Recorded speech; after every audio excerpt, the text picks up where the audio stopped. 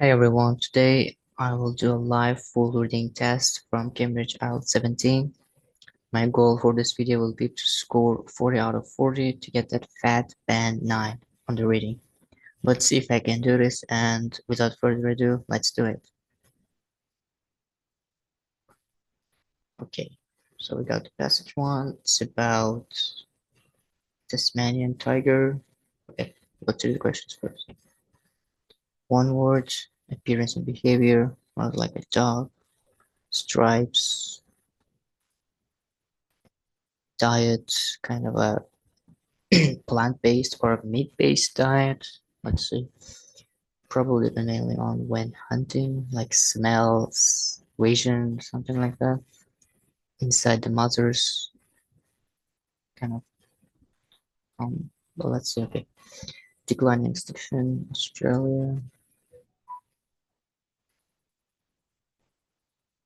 Animals known as dingoes. Okay, reduction and decline to smell. Okay, and we have true false not true questions. Okay, it starts. Okay, let's go. Okay, resemblance to a dog. We are kind of here. Back beginning. Okay, so now we have stripes part here.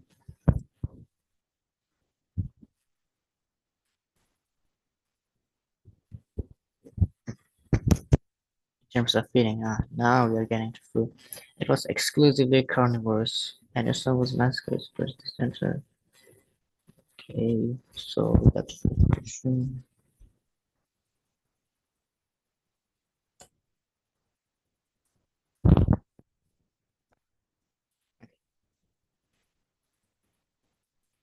So that you could eat large amounts of food at one time, frozen and attempt to compensate for life during hunting with unfinished food stuff.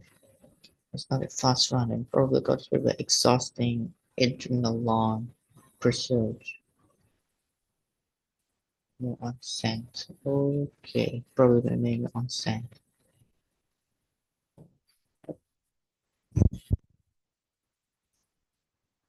Sand.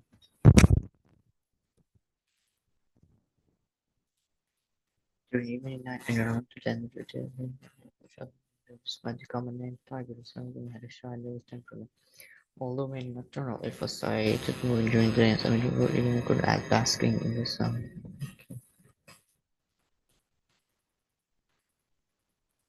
Okay, breathing. Now we are going to young part.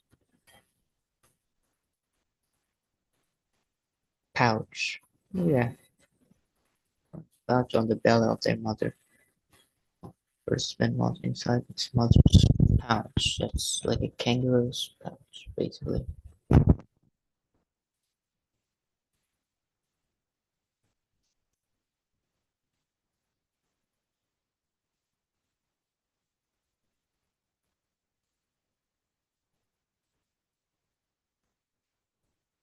Or is it threads?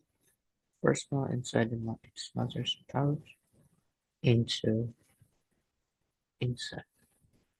And at the link treats. Oh no, it's pouch. Yeah, it's pouch. Treats is just basically the thing that is inside of the pouch. So yeah, this is the answer. 7 Australian 100-year-old. Okay.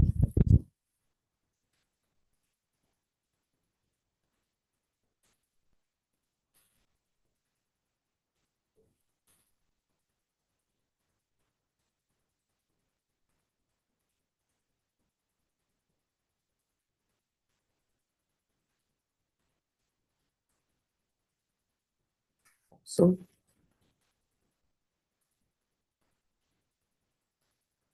yeah.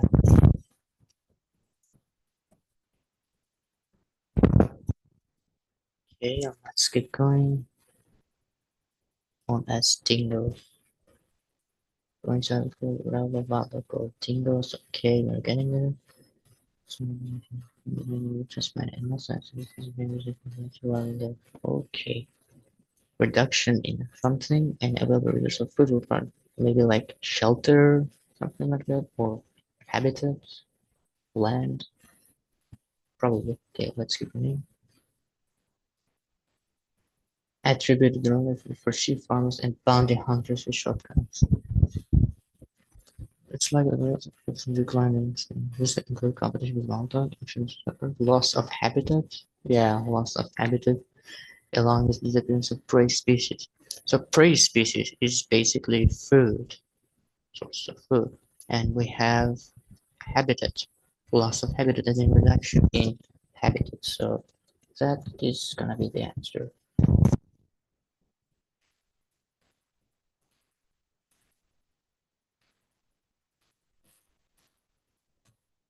Okay, significant numbers were killed by humans from the 1830s onwards.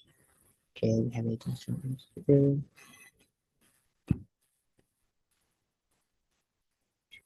Downhill shotgun.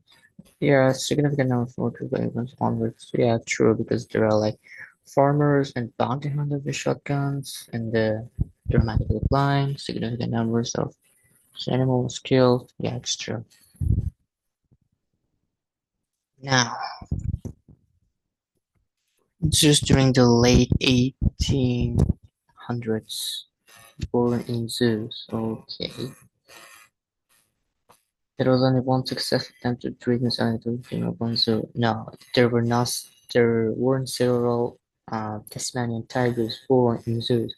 There was only one successful attempt. Only one. So it's gonna be false. John Gall's prediction about the Tasmanian tiger surprised some biologists. So there's a prediction which was surprising to some biologists. Okay.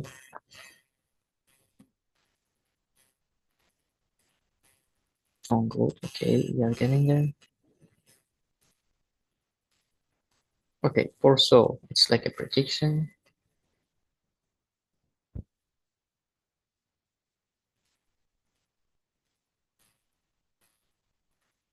Will be recorded as a fact. Okay, we have a prediction, but we don't have anything about biologists yet. So okay, let's just keep reading. However, there's a related public pressure to preserve the like nor was mentioned by scientists at the decline of the species indicates that follow. A notable exception was Professor Biology in Tasmania. In 1914, he was sufficiently concerned about the scared of cycling to the sound should be captured and placed on a small island.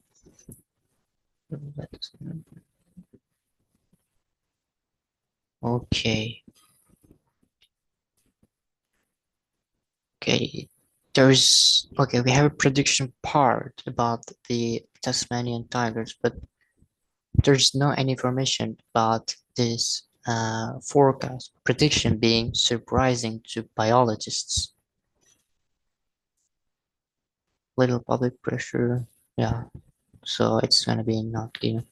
So far we have true false not given. Okay.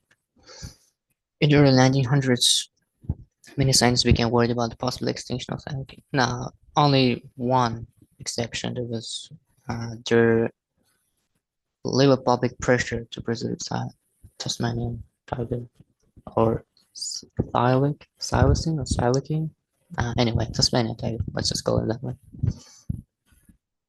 Many scientists began worried. Not many. There was only this scientist, professor of biology. He was the only one who was concerned, so it's gonna be a false.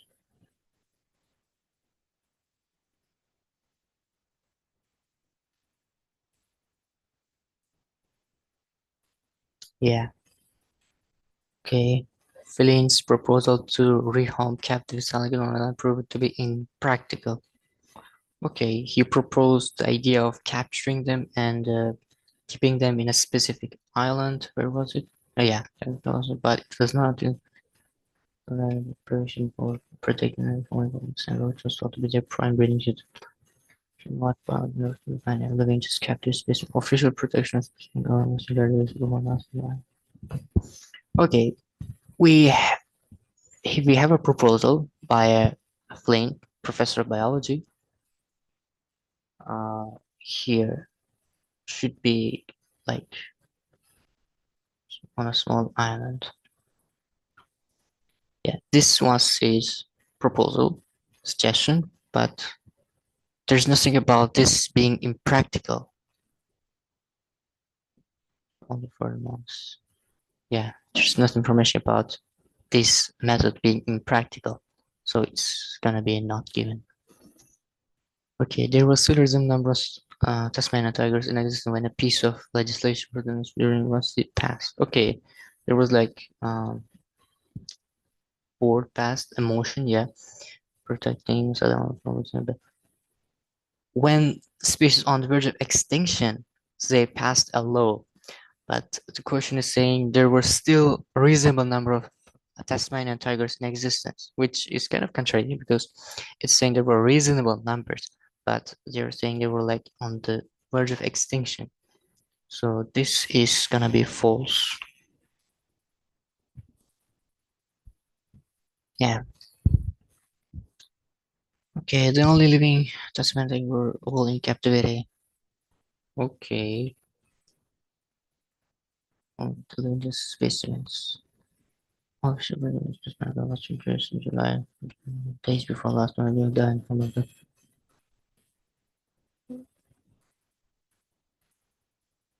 Yes, this is true because the last one in the wild was shot and killed in 1930s, and the all other uh, animals living in captivity was also went extinct. Were also went extinct, like 1936. So yeah, this is true. Attempts to find living Tasmanian tigers are now rarely made. Okay, do we have anything about attempts? There have been numerous expeditions in Australia over the years, none of which is definitive evidence that tigers still exist. The species was declared extinct by the Spanish government in 1986. There have been numerous expeditions. Cyclones are now regularly made. Wait. There have been numerous expeditions for over the years, none of which produced definitive evidence that Tasmanian tigers still exist. The species was declared extinct by Tasmanian government in 1986. Okay. There were expeditions, attempts to find the Tasmanian tigers, but that was in the past until 1986. Now, like in the 21st century, 2024, or even if you say 2020, we don't have information about now attempts being made, so I would say this is not given. Not given, true, false, not given, false, not given, false, true. Okay, 13 minutes pass. Okay, let's go to passage two.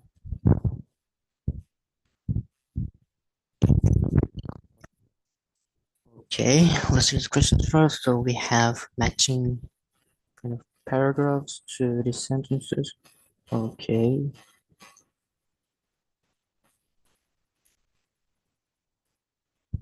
Which two statements are made about the roundtable on sustainable palm oil?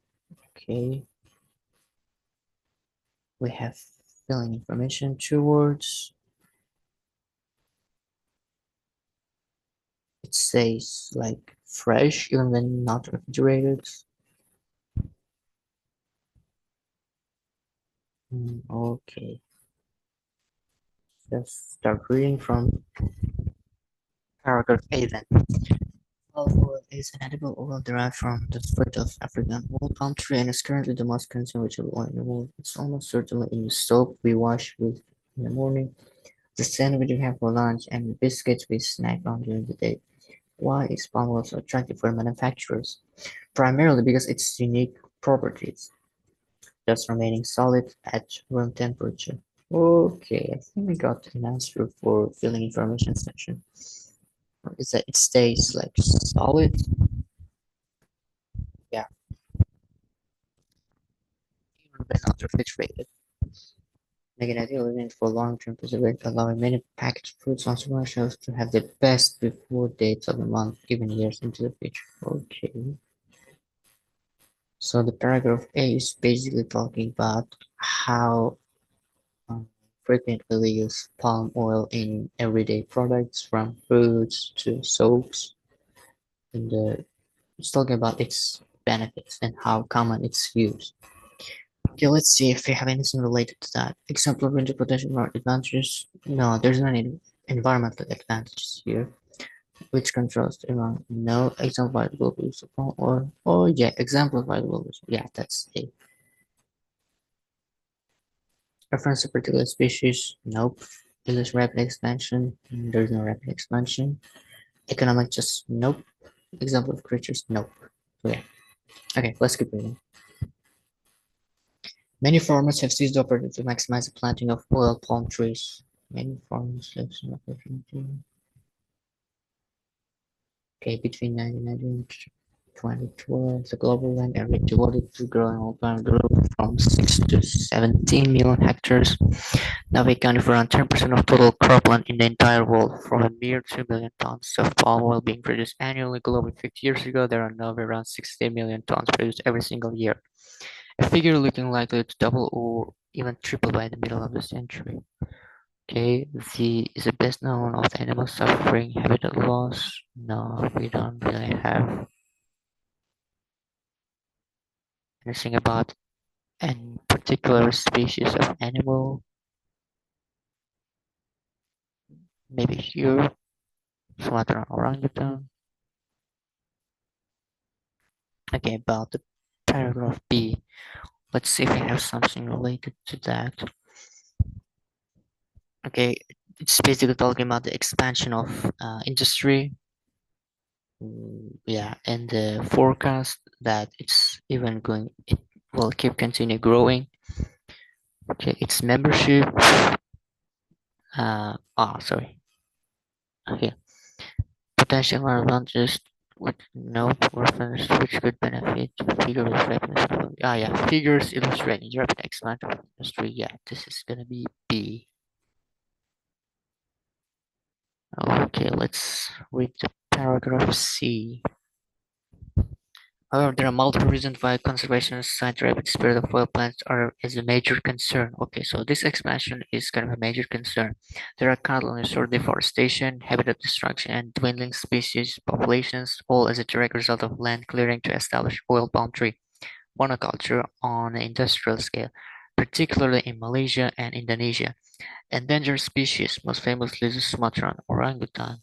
Okay, most famously, it's kind of a monkey, but also rhinos, elephant, tiger, numerous other fauna. It's basically a phrasing for animals suffered from the unsuccessful plantations. The Samutran orangutan is the best known of the suffering habitat loss in nation. Okay, I guess this is one.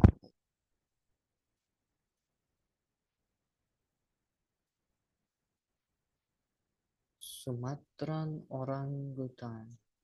Let's see if I spell this correctly. Sumatran orangutan. Yeah. Okay, as one of its criteria for certification, all RSPO insists that growers check on a routine basis. So they should check something regularly. Before that, let's see if we have something related to C. A reference to pertinence, which we, no, that's not beneficial. It's about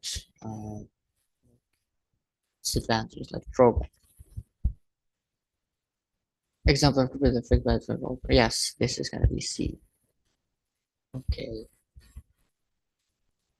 let's keep reading. Palm oil is surely one of the greatest threats to global biodiversity. Okay, this is threat to biodiversity. Declares Dr. Arnold Albert. Okay, crystal palm oil is replacing rainforest, and rainforest is literally species. That's a problem. This is some very question among environmentalists, just whether consumers should try to boycott palm oil entirely. Okay. We don't have anything about the certification of RSPO yet. Oh wait, something perfectly. Meanwhile, Bhavani Shankar from Orient Africa said, it's easy to snap on this anime and we should be against it. Makes for a more dramatic story and informative, but given the complex thoughts argument, I think a much more known story is closer to the truth. It's the opponents and we should be against it. Makes and to but given the I think information is closer to the truth. Let's see if it has something to do with that. But then advantages, not really. Particular species, not really. Economic justification for not pausing the palm winners. We haven't read anything about economic justification yet. Jay, I don't think we have any key piece of information that answers any of the questions here yet. So let's just keep reading. Paragraph E. One response to boycott movement has been the argument for the vital role palm oil plays in lifting Venezuela in developing world out of poverty. Okay, now we have economic justifications. Is it desirable for palm oil boycott or replace, eliminate from the global supply chain, given how many low-income people in developing countries depend on it for their livelihoods? How best to strike the utilitarian balance between these competing factors has become a serious point of contention. Okay, for not opposing partners. Yeah, it's gonna be E. We still haven't get to the part where it mentions our SPO, so let's keep reading. Even the deforestation argument isn't as straightforward as it seems. Oil pipeline produce at least 40 potential up to 10 times more oil per hectare than soybean, rapeseed, sunflower, and other competing oils. That immensely high yield, which is predominant what makes it so profitable, is potentially also an ecological benefit. Okay, we have ecological benefits here. If 10 times more palm can be produced from a patch of land, then any competing oil 10 times more land would need to be cleared in order to produce the same value of oil from that competitor. Okay, so we have an argument that it's not the problem is not with the palm oil, it's with other type of oils. So it's basically saying we should shift focus to other kind of oils. Okay. Potential environmental advantages of palm cultivation. Environmental advantages. We have ecological benefit, is profitable, ecological benefit. Okay. Yeah, it goes on to say, as for the question of carbon emissions, this really depends on what oil palm trees are replacing. Crops are integrated which sequester carbon. In other words, the amount of the capture from atmosphere and store within plant. The more carbon a plant sequesters, the more it reduces the effect of climate change. As Shankar explains, palm oil production actually sequesters more carbon in some ways than other alternatives. Of course, if you're cutting down virgin forest, it's terrible. That's what's happening in Malaysia. It's been allowed to get out of hand.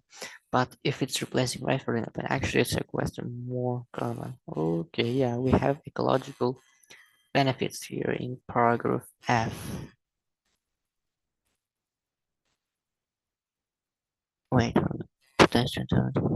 Yeah, that's gonna be F. Okay, we have carbon emissions, ecological benefits. Yeah. Okay, now we are going to do RSPO. The industries are regarded by corporate roundtable on sustainable palm oil. RSPO consists of palm grove, retail, further manufacturer, and other interested parties. On the past decade or so, an agreement has gradually been reached regarding standards the producers have to meet in order for their product to be regarded as officially sustainable. The RSPO aims upon no virgin forest clearing, transparency, and regular assessment. Okay, regular assessment was kind of on a routine basis. Yeah. It covers check the carbon stocks, among other criteria. Assessment of carbon stocks.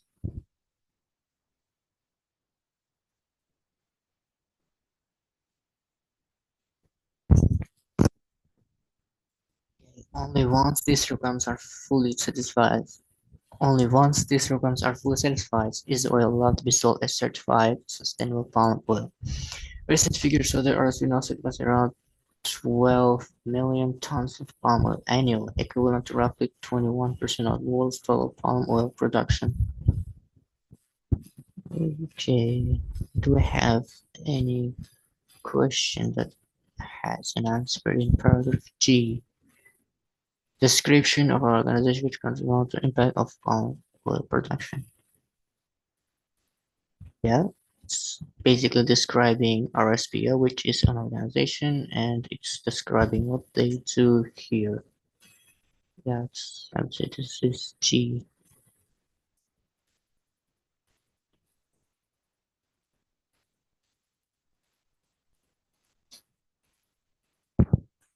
Industries. We read this part. Paragraph H. This is the last paragraph. There is even home that all oil palm plantations might not need such a sterile monocultures or green desert as Elwood describes them.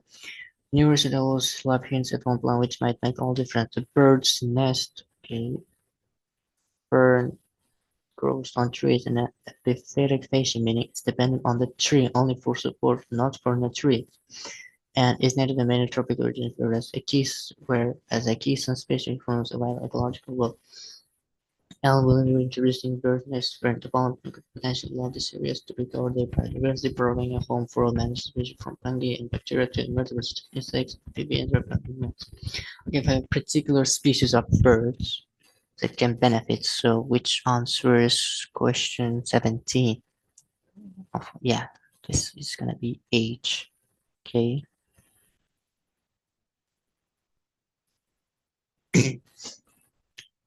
Okay, what about here? Could restore inherited or grow. Okay, but reintroducing the development could potentially allow these areas to recover their biodiversity, restore biodiversity.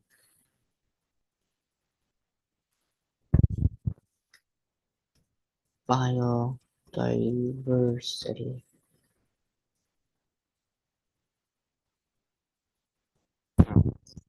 I think we are pretty much done with this question type. Yeah, only questions left are 21 and 22. Okay, let's do them now. Which two statements are made? Oh, by the way, how many minutes we left? 20. Okay.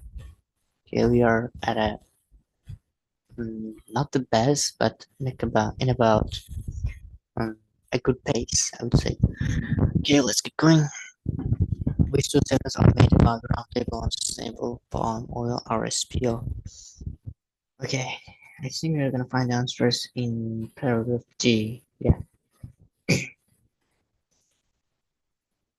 Another industrial parties or has to have regarding standards. Okay, sustainable only once. Okay, reason for the around 20 pound annually. Okay. Its membership has grown steadily over the course of the last decade. Membership? Not really. It's not membership, it's the amount of palm oils they produce that has grown. It demands that servers are be open and honest about their practices. Honest and open? Okay. It took several to that this server for some okay. That's over the past decade or so. And the agreement has gradually been raised regarding the standards. Okay, it took some time. Okay, I would say this is correct because over the past decade or so, agreement has gradually been reached. So it took like 10 years to gradually reach a consensus about the criteria. It's regular administration is going other investors. Nope, we don't have any information about other investors, nor it's being stricter. There's no comparison, I mean. It was formed at the request of owners concerned about the loss of virgin forests at the request. Okay. This industry is now regulated by a group called RSPO, consuming palm growers, retailers, product manufacturers, and other interested parties. Upon no virgin clearing, transmitting assessment among only ones. Okay.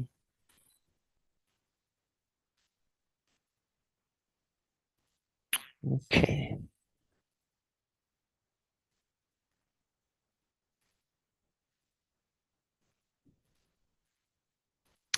other palm oil manufacturing organizations, maybe.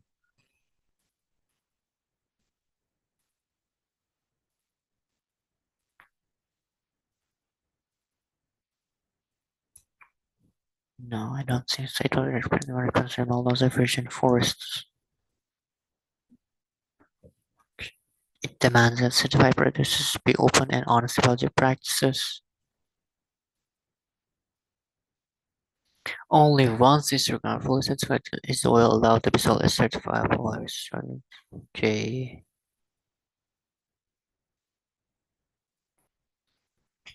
Okay, it's kind of tricky. Okay. Let's see what's going on. It's membership. It's membership, not really. This is definitely not the answer. I can just cross this out. It demands certified producers be open and honest about their practices. RSP insists upon no forest clearing transfer among other criteria. Okay, this might be it because there's a demand and there's organization insisting certain criteria. Several years, yeah, there are one is it's very stricter. There are no mention of other governing industries, and we don't know whether it was formed at the request of environmentalists. So I would say this is gonna be B because of this phrasing here. They are insisting upon criteria to be done. Okay, let's go to passage 3 then. We have 30 minutes left. Okay, let's go. Building the skyline burst and growth of Manhattan skyscrapers. Okay, Castor and Schuster reviews a book by Jason Barr about the development of New York City. Okay, looks interesting. Okay, about in the first paragraph, Barr's book in the first paragraph. Information in the book Tenements. Okay, chapter 6 of the book.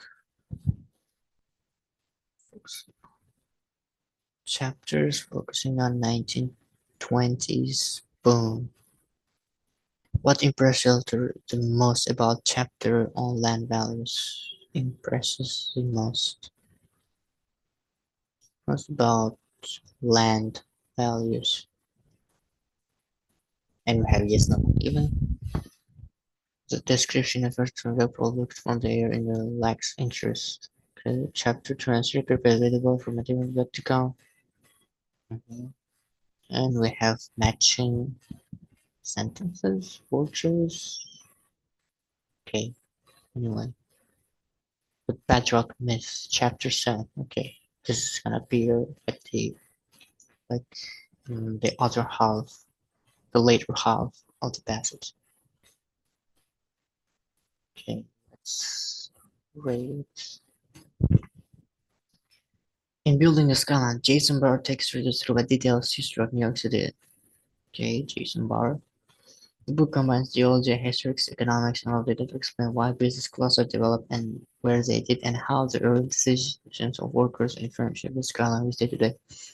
Building the skyline is organized into two distinct parts. The first is primarily historical and addresses New York settlement and growth from these years. Second deals primarily within the 20th century and its completion chapters for New York's urban development.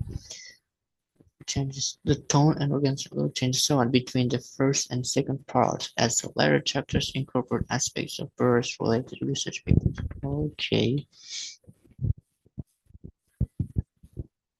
we have detailed history of New York City and a range of subjects that's combined in the book. Building the skyline is organized into two parts. First is primarily historical and building the skyline. Okay, the book is into two parts. The first part is a historical assessment, like historical view of New York. The second deals with the later time period.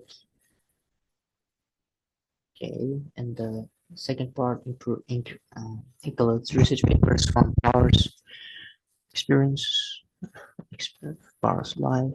Okay, Gives a highly original explanation for urban development. Elements of participate are incorporated throughout the book, not throughout the book, only in the second part, so this is not the answer.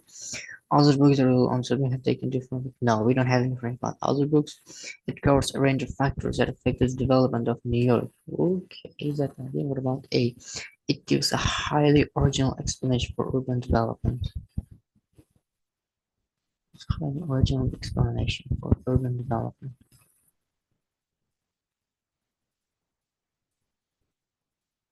Distinct parts.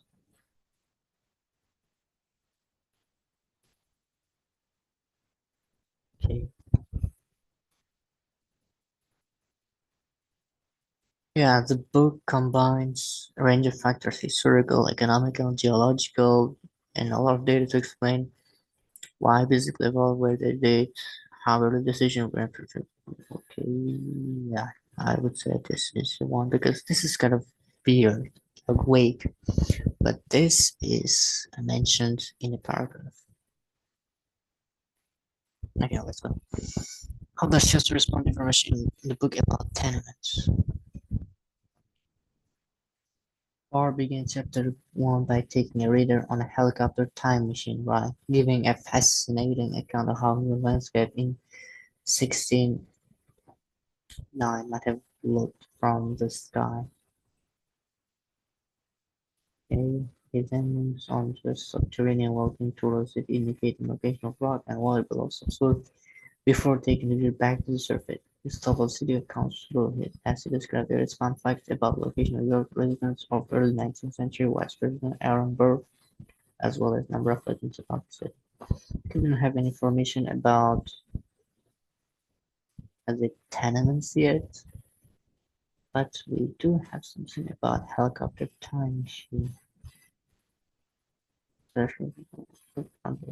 Lacks interest. Lacks interest? Giving a fascinating account of how New York landscape might from the sky. Okay. So the question is basically saying this scene was not interesting, lacked interest basically. However, it's saying giving a fascinating account of how the New York landscape might have looked from the sky. So it's basically contradicting. So I would say this is no. Yeah. Chapters are prepared to develop for maturity of the come. Okay, let's skip reading. Chapters 2 and 3. Yeah. Take the reader up to the Civil War with the chapter 2 focusing on the development of land and informational grid system in England. Chapter 3 focuses on land use before the Civil War.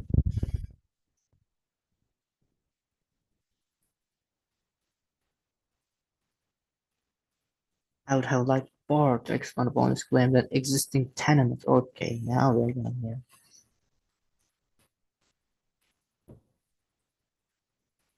Yeah, how does this one book about tenements? Large building is converted. Tenement prevent the skyscraper in certain neighborhood because likely no skyscraper was interested in performing the necessary slum clearance. Later in the book, Barr makes claim that depth of the bedrock was not a limiting factor for developers as foundation costs were a small fraction of the cost of development. At first glance, it's not obvious why slum clearance would be limiting, while more expensive foundations would not. Okay. The information book about tenements. Well, hey, Chester's response was Chester would have liked Bear to expand upon to talk about more about tenements, which prevent a skyscraper in certain neighborhoods. Reasons? Not really. Should get potential problems and else. Yeah, potential problem because there was not much information about tenements. So yeah, I think it's more. What about CHG compared which set of other writers? No, there's literally no other information about other writers.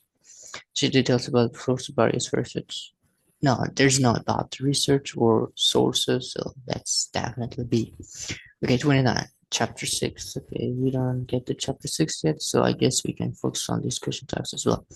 Chapter 23, prepare reader well for material yet to come.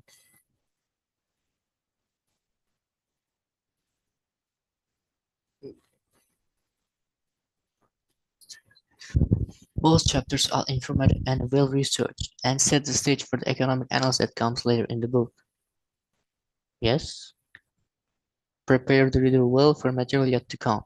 Both chapters, yeah, I think this is directly answer the question 33 and set the stage, which means prepare the reader for the material yet to come. What is material? Economic analysis that comes later in the book. That's yet to come.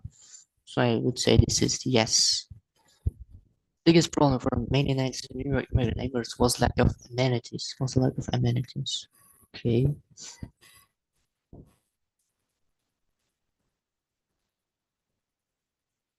Immigrant neighborhoods. Okay.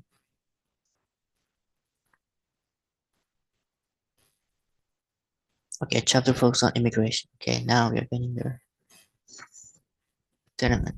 Barr identifies four primary immigrant enclaves and analyzes the terms of amenities. Most of these enclaves were located on the least valuable land between industrial and urban. Lack of amenities.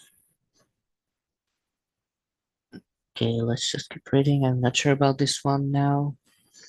Verify in the 19th century, New England tended to concentrate in on the harbor.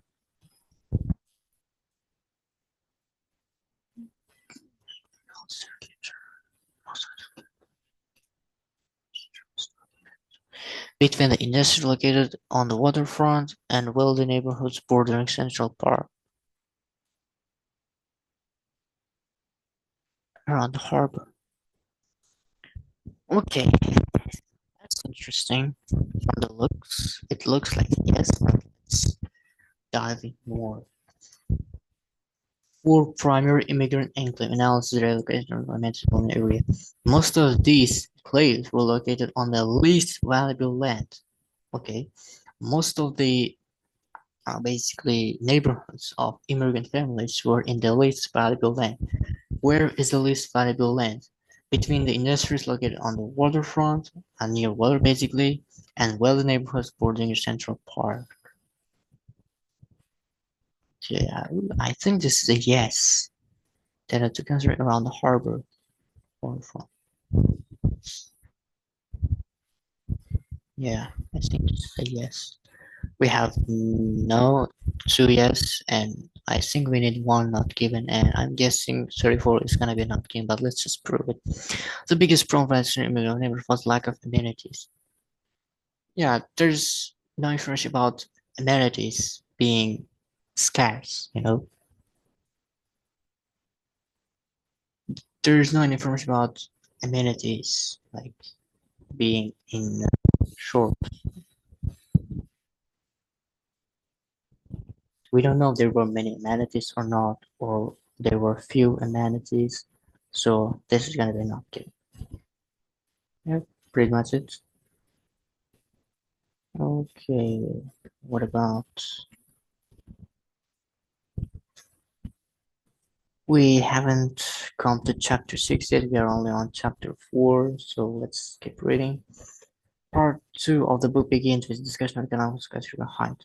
In chapter 5, okay, we have chapter 5 here. Part distinguishes between engineering height, economic height, and developer height, where engineering height is the tallest building can safely made at a given time. Economic height is the height that's most efficient from a point of view, and developer height is the actual height chosen by the developer who is attempting to maximize return on investment. Okay, chapter also interesting that led to the construction of skyscraper, for example, introduction of iron and steel skeletal frames made thick, load-bearing walls unnecessary, expanding the square footage of buildings, including the windows and natural light. Chapter 6, now we are getting there. Then presents data on building height throughout the 20th century and uses regression analysis to predict building construction. While less technical than the research paper on which the chapter is based, it's probably more technical than would be preferred by a general audience. It contains conflicting data, it focuses on possible trends, it's desperate for mysteries, it shows on it's out of date. Okay. Archibald and uses reducing the book. While less technical than the research paper one meets the chapter space, it's probably more technical than would be preferred by general audience. Is this specialized for most readers? Drugs on it's out of date. No, we don't have any information about research being out of date. It's not conflicting data. Is it less technical? It's probably more technical than would be preferred by general audience. Most readers, it's too specialized. I think this focuses too much on possible trends. Presents data, building heights, regression upgrading, building construction. Yeah, I think this is the one. This is C. Okay, number 30. What does history say about chapters focusing on 1920s building boom? Okay, do we have 1920s? Oh yeah, it's here.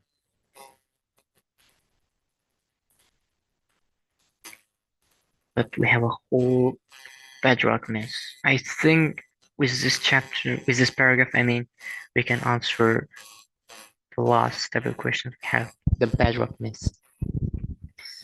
Absence of bedrock close to surface between downtown and midtown New York is the reason for skyscraper not being built between the two urban centers. Rather, Barr argues that while deeper bedrock does increase foundation costs, these costs were neither prohibitively high nor was there large compared over cost of building a skyscraper. What I enjoy most about was part discussion of how foundations are actually built to describe use of keystones, which enable workers to dig down for a considerable distance and often below the water table until they reach bedrock. Barr's thorough technological history discusses not only how keystones work but also the dangers involved. While this chapter refers empirical research papers, it's relatively easy to explain. This next one is because you are absent from K, so close to the surface. Absence of bedrock close to the surface between the turn is the reason for us not being is does not explain absent from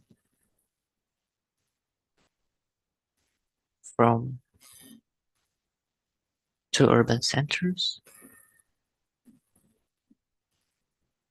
specific areas. Yes, two urban centers and specific areas. That's gonna be H. Construction, total expenditure, impost creators, developers. Yeah.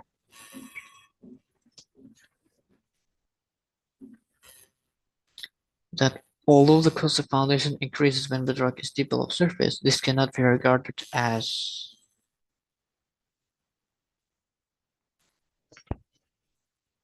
snake foundation discounts were neither prohibitively high nor were they not compared to overall cost of business paper, especially when compared to 38 is gonna be um, total expenditure is gonna be I, and 37 is excessive expense, so that's gonna be D. Yep. A particular project and foundations are built. Okay, what I enjoyed the most. Okay, how are built. This can not only have Jurgen says it's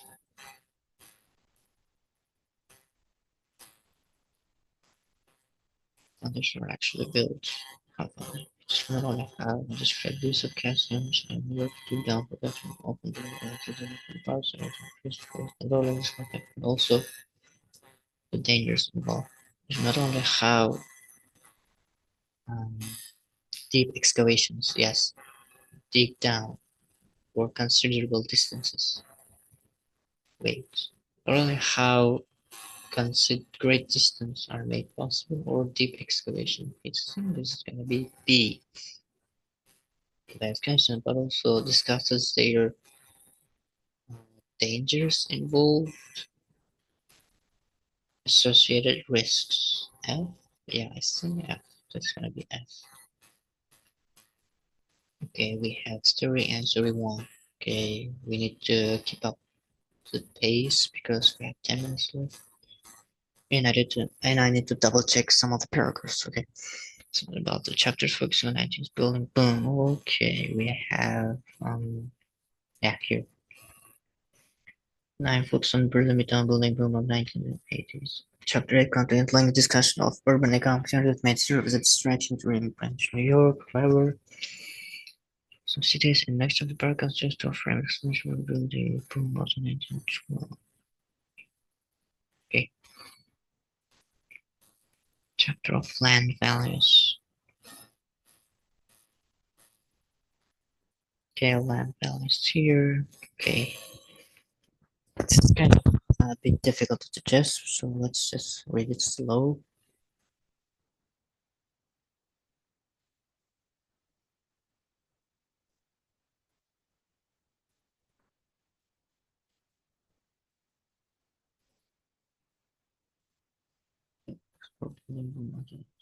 Suburbs and second being finance.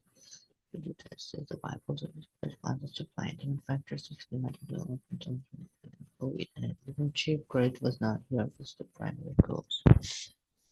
Should have been organized differently. Okay, more for the was 5. No, we don't have information about more facts being needed.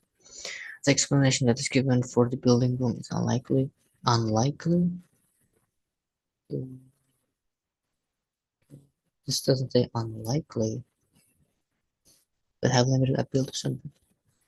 Chapter 8 contains lengthy discussion of urban economics and international discussion interest in New York. Some parts will have limited appeal to certain people. Okay. I think in some parts.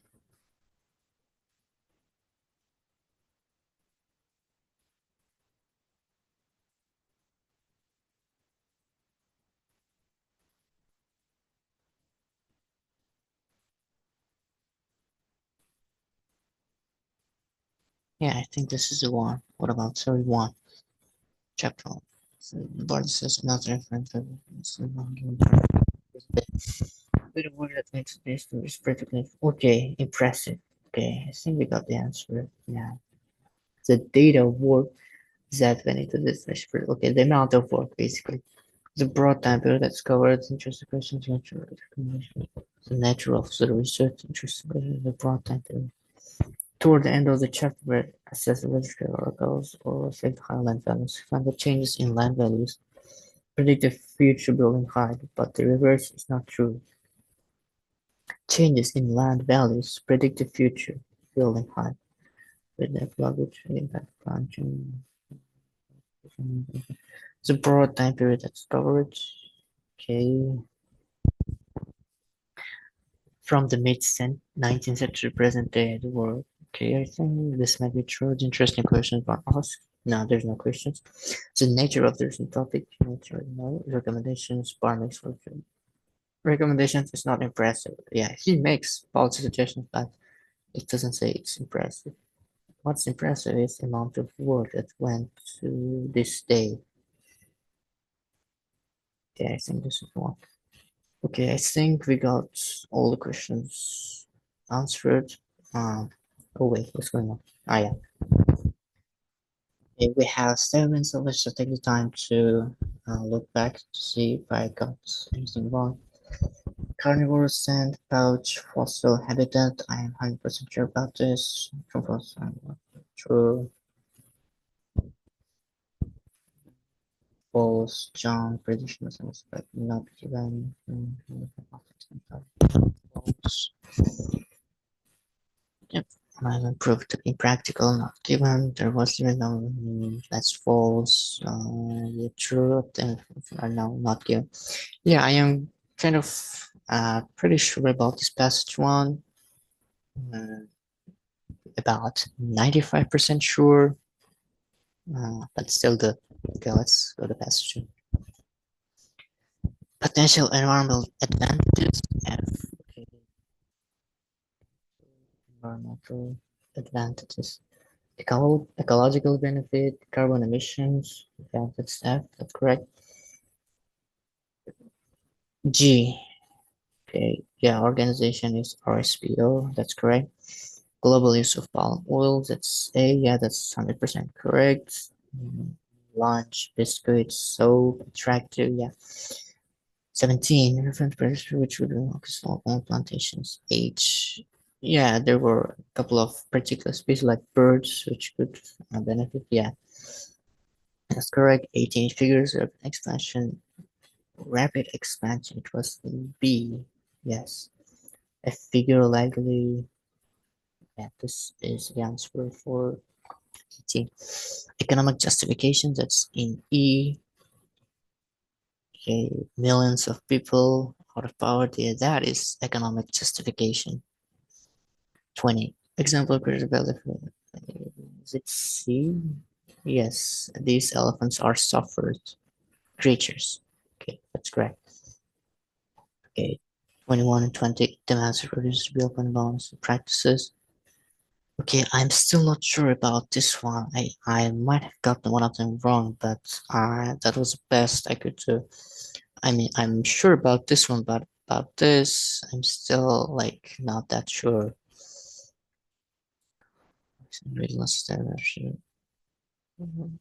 It demands actually open and honest about the practices, but I think that's pretty much it. But I am having second thoughts.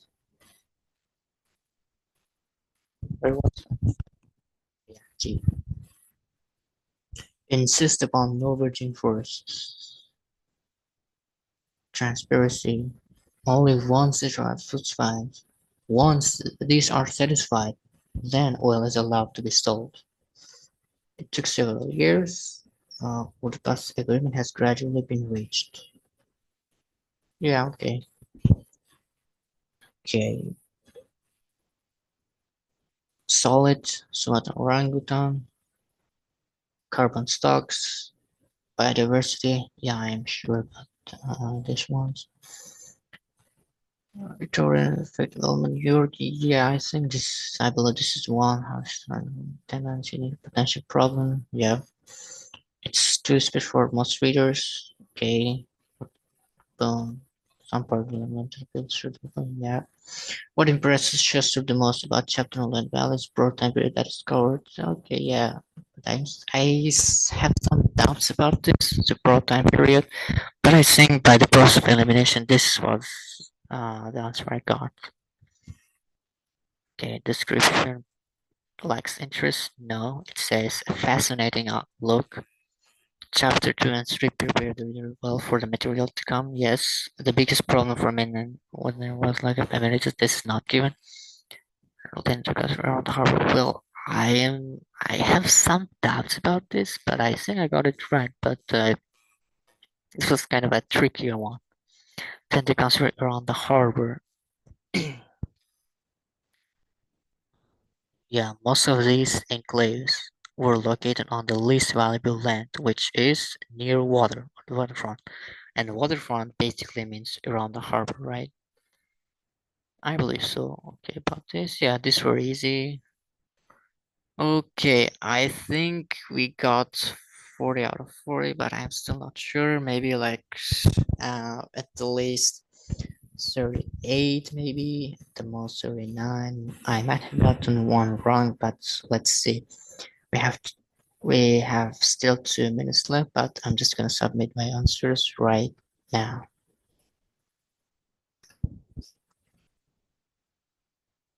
Okay, yeah, 38. Yeah, I should have known.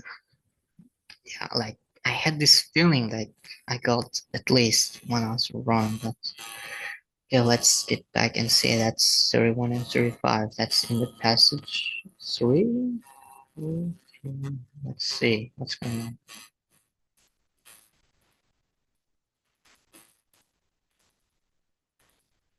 Dang. If I got like 39, it would still be a 9, not 38. That's just one question. Okay. 31. What impresses the Chester about Online Valleys? Yeah, I knew I had this like inner feeling about this. Okay, where was it?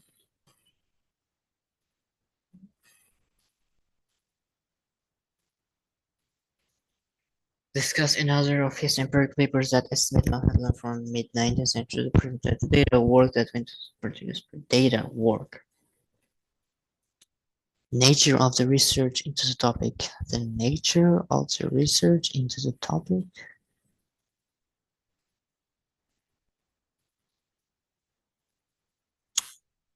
The nature.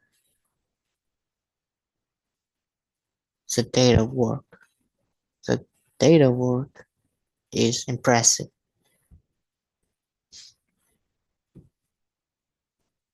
This was definitely my recommendations, no interesting questions. Okay, what's it saying?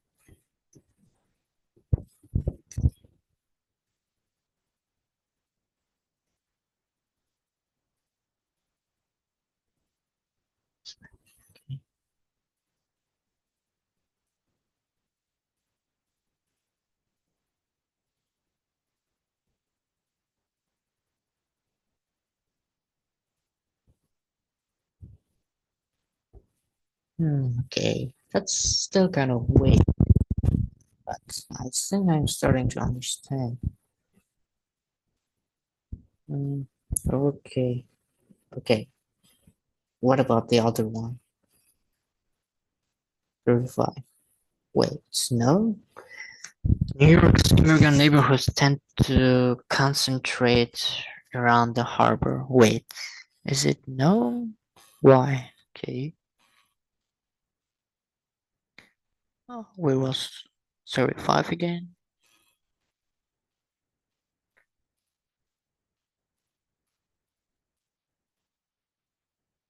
Yeah.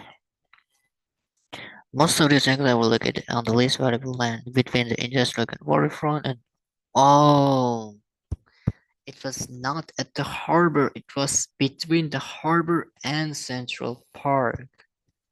Dang, that's what you get from overlooking small yet important pieces of information. Yeah, this was an easy miss. Like this was an easy thing. I should have gotten this right. Okay. If I had gotten this right, it would still be 09, but then 9. But now I got 8.5, which is not bad, but not the best performance. I mean, I know I can get that band 9. It's just that from overlooking at small, like simple stuff, it's between waterfront and Central Park, not at the waterfront like harbor. So yeah, that was an easy miss. Okay, so that's it for today's reading practice, and then yeah, hopefully I will get that band 9 and 40 out of 40 in the next video.